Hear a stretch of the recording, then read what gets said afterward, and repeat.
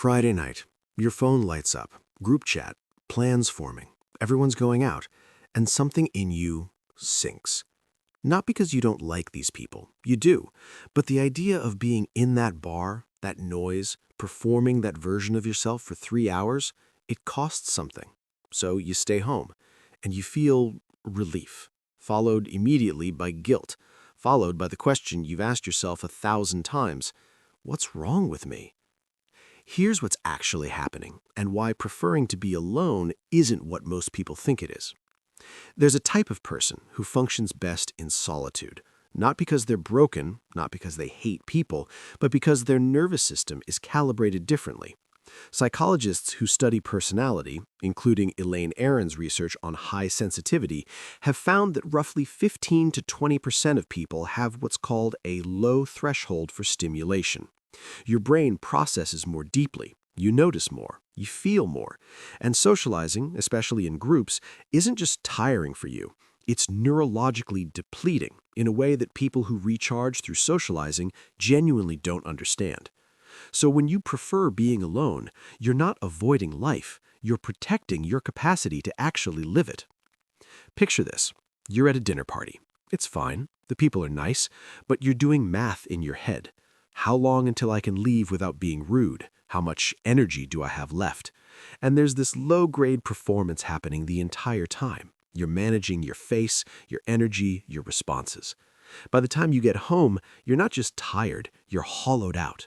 You lie on your couch in complete silence, and it feels like your nervous system is finally exhaling. And the next day, someone asks how it was, and you say, it was fun.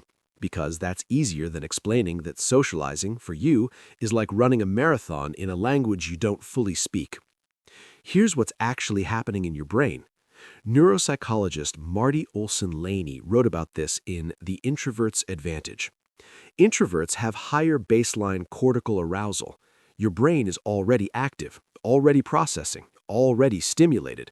Social interaction adds more input, more data to process. And while extroverts need that external stimulation to feel engaged, you're already at capacity.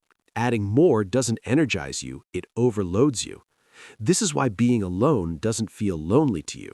It feels like your brain can finally stop defending itself. You're not hiding from the world, you're recovering from it. But here's what people who need constant social contact don't understand about you.